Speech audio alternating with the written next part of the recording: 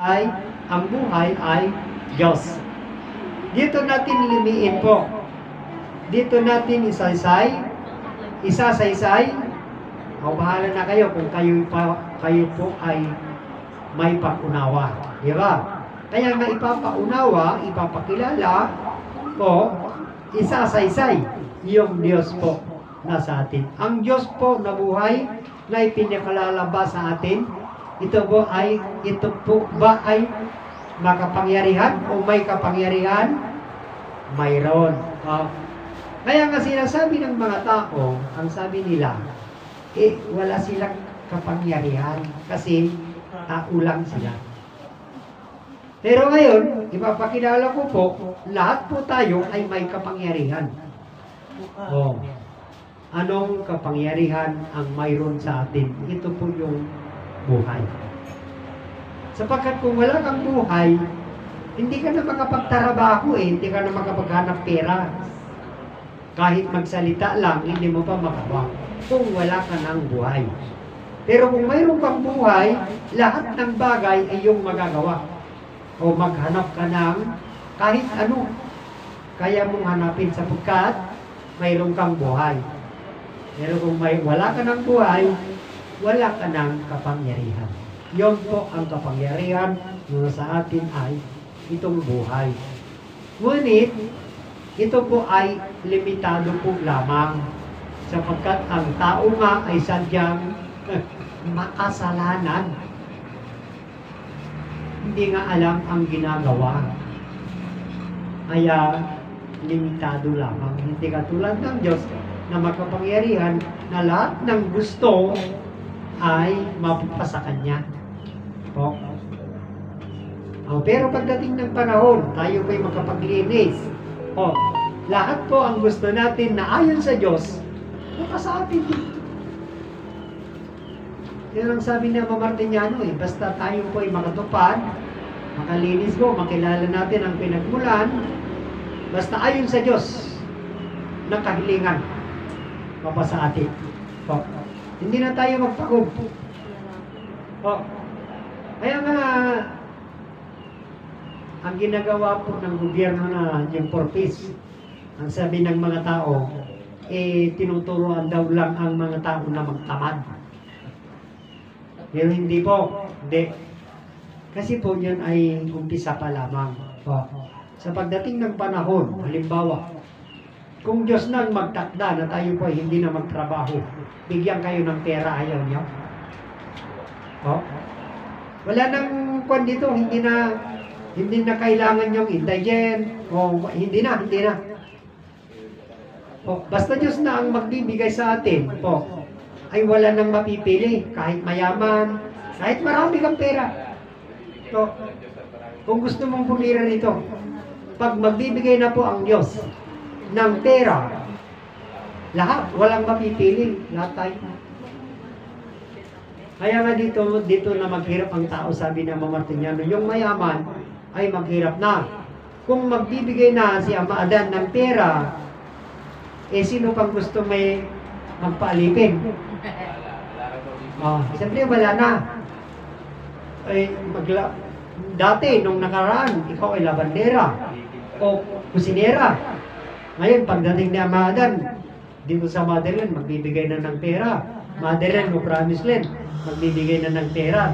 Dahil yung sabi ng mga Martiniano, ay maranasan nyo pa maranasan pa natin ang ginhawa nang dahil sa pera.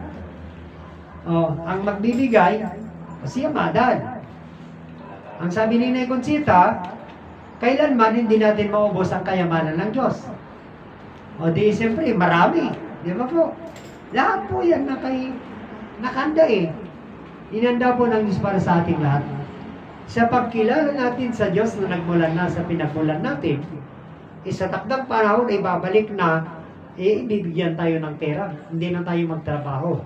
Kung perang kailangan, hindi na tayo magtanim kasi hindi na tayo kumain.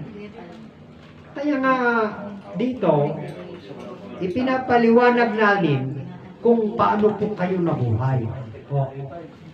Hindi tayo nabuhay ng dahil sa pagkain. nabuhay po tayo dahil sa magulang natin o dahil sa Diyos nagkatawang tao. Yun po ang ikinabuhayan natin. O, ngunit walang nakikilala sa atin. Pero ngayon, ipapakilala na gobyerno ang mag-umpisa. Kaya nga yung purpose, may mapipili. Kung hindi ka napili, wala kang ayuda sa purpose. Kasi kunti lang naman eh.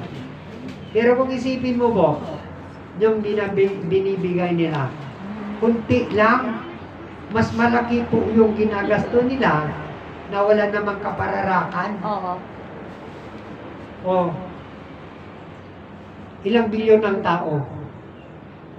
Sa narinig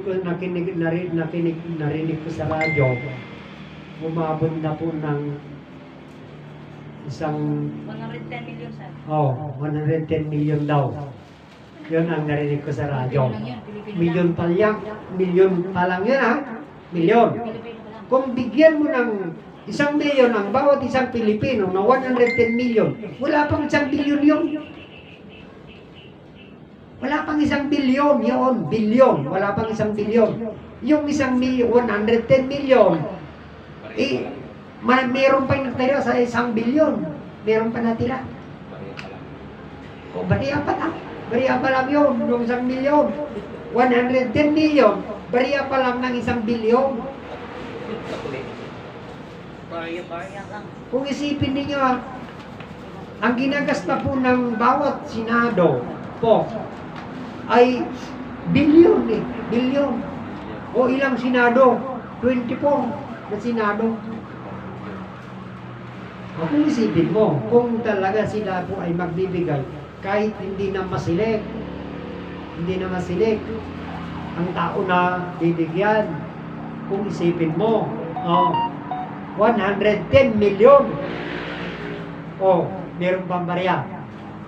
Bariya pa lang yun ng 1 bilyon. O.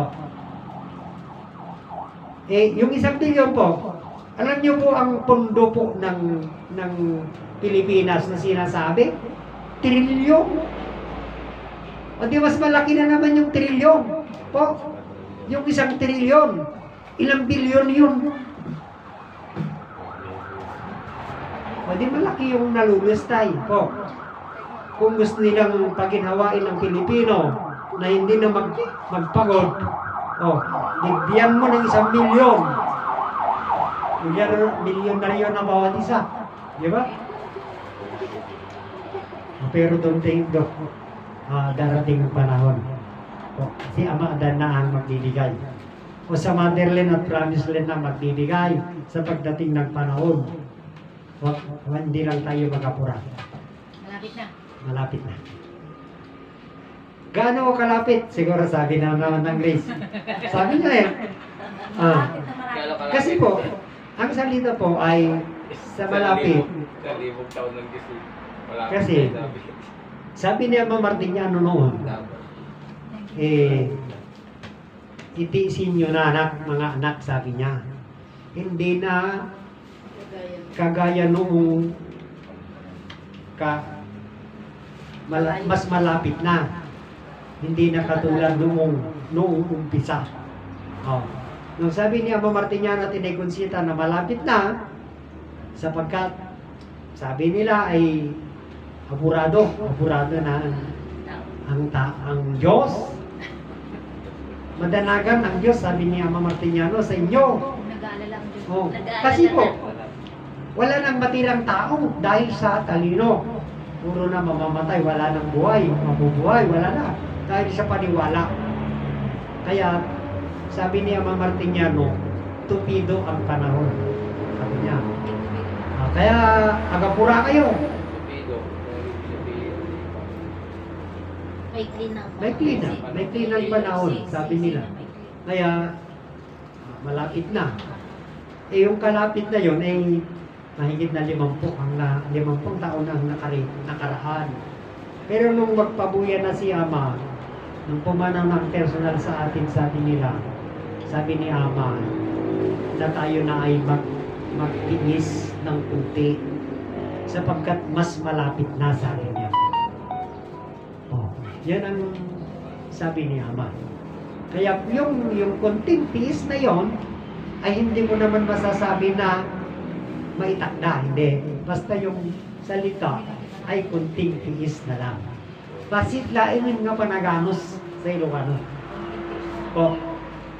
Konting tiis na lang. Konting tiyaga na lang. Kasi malapit na. Ngayon po, kasi ang mga hula nagaganap na. Sabi ni Elo Soriano, ang mga hula sa libro Biblia ay magaganap na, sigurado malapit na. Nagaganap na nga, di ba po? Nagaganap na ang mga hula na nakasulat sa libro Biblia. Ngayon po, kung hindi po ninyo kilala ang tunay po na Diyos, walang may sasalba sa ating lahat. Wala. Kaya, importante po na kayo po ay makinig. Marunong makinig po. Hindi yung sabat ng sabat para mayroon kayong mailalagay sa utak ninyo. Para makilala po ninyo at malaman yung tunay po na Diyos. Sapagkat nasa sa atin yung ipapakilala namin. Hindi katulad yung ipinakilala sa libro na yung salita lang. Paniwala lang yun. Hindi totoo. Pero ang tao naniwala sa hindi totoo. Ngayon po, ang totoo po na ipinapakilala namin, ayaw naman nila. Yun, totoo. Pero, yun na nga sabihin ko, ayun na po ang lumili kung ito po ay totoo. Sapagkat ang ipakilala naming Diyos, ang ipinakilala ni Ama Martiniano sa amin, na Diyos po, ayun din ang ipapakilala namin sa inyo. Ano po yung Diyos na nasa sa atin na walang nakakilala? Ito na yung buhay. Saan nagmula ang buhay na nasa sa atin? Siyempre sa umpisa, si Ama Adan at Ina Eva. Si Ama Adan ang pinagmulan ng buhay, si Ina Eva naman ang nakahubugan ng katawan ng bawat isa sa kanila. Ngayon po, tayo naman. Ganun din. Sapagkat ang pinagmulan natin, ay siya rin ang pinagmulan natin na mga henerasyon na ngayon. Kaya, yung una, hanggang ngayon, yun pa rin. Sapagkat ang magulang natin, hindi naman kilala ang pinagmulan nila. Hindi. Ngayon, tayo na ang magpapakilala kung saan po sila nagmula. Kaya nga ang lahat ng mga tao dito sa mundo, hindi pa kilala kung saan po sila nagmula o kung sino sila nagmula. Kaya sabi ng mga Martiniano, lahat ng mga tao ay bastardo. Hindi kilala ang pinagmulan. Yung salitang English, where have you been? Where have you been? Yan ang sinasabi ni sa libro. Sila po ay nagmula sa alikabok, nagmula sa Diyos. Ngunit kung ito'y tanungin mo sa kanila kung paano, ito na umpisa ng argue. Pero mayroon tayong pinagmulan. Siyempre, kung alam mo, ipapaliwanag mo. Pero kung hindi mo alam, sa nagpapaliwanag, makinig ka para malaman mo. Di ba po? Ganun lang naman eh. Pero kung hindi ka marunong makinig, sabat ka ng sabat, wala kang makilala. Wala. Kaya iba yung marunong makinig. Kaya nga tinatanong ko ngayon sa tito ko na nanonood sa akin, taga-Samadyaw. Sabi ko sa kanya, naunawaan mo po ba naman yung pinapaliwanag ko? Sabi ko sa kanya, oo daw. Ngayon, turuan niya ako na ang kapatid ko daw ay pangaralan ko. Ay, hindi. Ako hindi. Kasi po, ang kapatid ko, profesyon niya yun. Kung pangangaralan ko at mawawala siya mawawala siya doon. Eh, saan na mabibigyan ng pera? Eh, sa paggaganap naman niya sa simbahan, ay may pera naman. Hindi katulad dito na wala, libre. Dito. Oh. Dito, wala. Walang bayad. Yung pamasahis lang. Eh, pero nilalakad naman. Nilalakad lamang manibod sa bayan. Mula sa bayan hanggang dito, nilalakad lang. Oh, hindi na mamasahin. Kasi malapit lang naman eh. Oh. Ang katulad ngayon, mayroon ng bisikleta. Kung may bisikleta na ka, may bisikleta ka na. O di siyempre, hindi ka nabibili, meron na eh. Yun lang, kung walang hangin, siyempre yung hangin may bayad. O, kahit hangin lang eh, 10 piso. Hangin nga binabayaran. Ha? Pati tubig. Unang piso na. Ah, hindi lang tubig binabayaran, pati hangin. Pati hangin, binabayaran. Akala ko limang piso. Oo nga, pati tubig binabayaran. Eh kasi mahal naman yung gasolina eh. Eh kung sa kuryente naman, mahal yung kuryente. Kailangan naman libre. Siyempre, profesyon yun. Yun ang hanap pera niya. Kung ililibre pa, di wala na. Eh, katulad ikaw, nagpapasada ng tricycle. Kung libre yung Zero. pasahero, di wala na. Nakita. Kaya nga sir, hindi natuloy yung franchise namin na libre. Bakit po? Ah, marami pong tutol dahil tatami ng huwag mga koloro. Hindi naman sa ganon. Siyempre, kung may solusyon yun. Kung ililigal lahat ng mga tricycle, ang mga franchise, ililigal nila lahat, wala ng klorom o di libre. Pero kung may klorom pa, wala nang may lilibre. Kung hindi maililigal. Kasi ang sabi po doon sa pare, sabi na po doon sa libre franchise eh, hindi naman po daw libre ang gasolina. Oo nga, hindi nga. Kasi yun, hanap pera, hindi yung kinakain naman ng anong salita doon, hindi. Kasi yung franchise naman, hindi naman pang gasolina yun. Hindi. Pasok naman sa, pa yun, GIO. Sa munisipyo, papasok naman yun. O, pero kung gusto nila, eh, kaya yun. Kasi, katulad nga yung sinasabi ko, ang tao sa buong mundo, dito sa atin, 110 million. Oo. No? Ang pondo po ng bawat senado, Sino po? hindi lang 1 bilyon. Kung may bibigay yung isang 110 million sa bawat Pilipino, tagi 1 milyon, may barya pa eh. Barya lang sa 1 bilyon. Kung yung pondo naman ng Pilipinas, ang pag-uusapan, trilyon. Ilang trilyon yun? Yung 1 trilyon, barya pa lang yung 1 bilyon. 1 bilyon, barya pa lang yun. O kahit ibigay mo na yung 1 bilyon sa lahat ng mga tao, tag-ilan sila? Yung 110 million, yung 1 bilyon, tag-ilan sila? O di, hindi lang 1 milyon. Po, mahigit 1 milyon ang bawat Pilipino. Pero wala nga eh. Kasi mahirap naman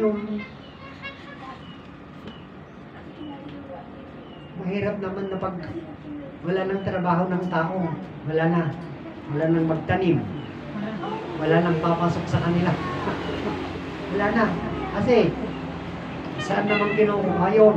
Yung mga pondo. Lahat na doon. Lahat ng kahit ikaw ay basurero lamang, meron kang bayaran sa munisipyo. Makapasok ka sa trabaho, meron kang babayaran eh. Diba? Siyempre, kung wala nang papasok na magtrabaho, di wala nang magbabayad. Wala na. Kung wala nang mag-farmer, wala na. O saan naman pa? Wala na. Pero Dumteng tayo dito. Pagdating tayo dyan. Marating natin yan. Na hindi na tayo magtrabaho. Hintayin lang natin. Kasi kayo kasi matagal na naming sinasabi sa inyo na kilalanin natin ang pinagmulan sapagkat wala pang kumilala sa Diyos na pinagmulan natin. Kami pa lamang. Dahil nga naisulat sa libro na si Adan at Eva ay nagkasala sa Diyos. Yun ang paniwala ng mga tao. Sapagkat yun ang ipinangaral ng mga matatalino. Pero ngayon po ay ipinapaliwanag namin na hindi nagkasala si Adan at Eva sapagkat si Adan ay personal ng Diyos. Si Adan ang lumikha kay Eva para sila po ay magpamilya. Na ito na po yung pinagmulan natin pero walang kumilala. Walang nagpakilala. Maliban lang kay Ama Martiniano at kay Inay Conchita. Na sila na po yung personal ng langit at personal ng lupa para malaman natin ang pinagmulan natin na hindi po nagkasala. Kaya nga ngayon, pinapaliwanag namin. Ang Adan po na nakasulat sa libro ay hindi yun ang Adan na ipinapaliwanag namin. Sapagkat ang sinasabi ng libro Biblia, ang Adan po na ipinakilala dyan na nagkasala ay nagmula sa lupa o isang dakot na lupa, si Adan. At ang Eva naman na ipinakilala sa libro ay tadyang ni Adan. Pero yan po ay hindi totoo. Hindi yun ang Adan na isinasalaysay at ipinapaliwanag namin dito. Anong Adan at Eva na ipinapaliwanag namin dito? Ang personal ng langit na si Adan, yun si Adan. Personal ng langit. At ang personal ng lupa, ito na po si Eva. Kaya nga, si Eva, umalir ang pinto. Si Eva po ang pinto. Paano natawag na si Eva ay pinto?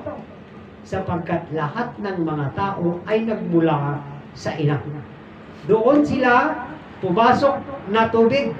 Kung wala pa, hindi pa sila tao, tubig pa lamang. Yung Santissimo Trinidad na yon ang pumasok po sa ina.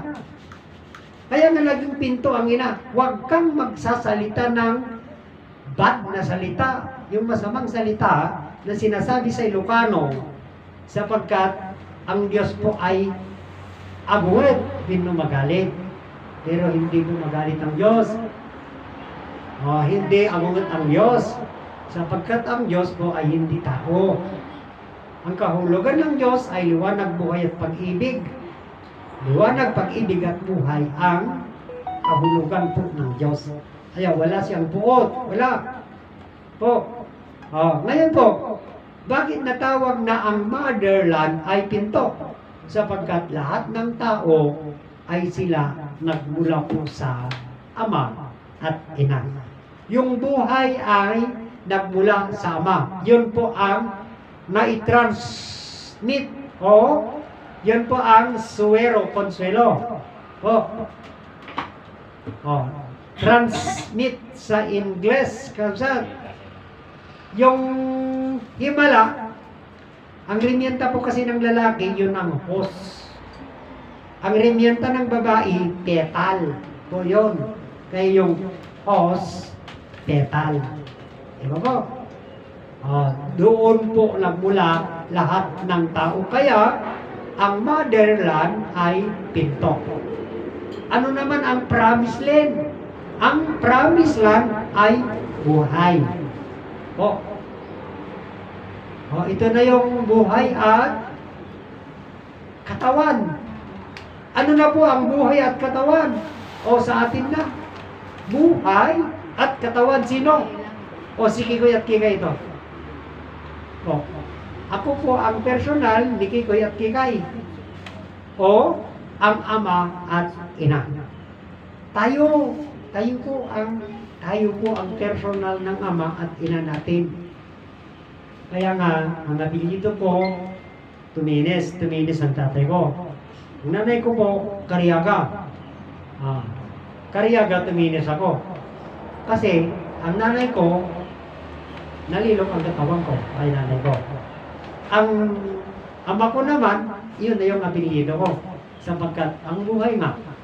Ngayon, ang Diyos. Saan naman natin kilalanin ang Diyos? Eh, walang apelyido ang Diyos eh. Wala. Eh, paano natin kikilalanin? Kikilalanin sa buhay naman. Sapagkat, yung salita nga na sinasabi natin, ang lumikha sa atin ay Diyos. Diba? Ngayon, patunayan mo na ikaw ay likha ni Kristo. Anong apelyido mo? Kristo? Hindi naman. Eh, may magulang. Mayroon kang magulang. Yun ang magulang mo, yung apelyido mo ay apelyido ng tatay mo.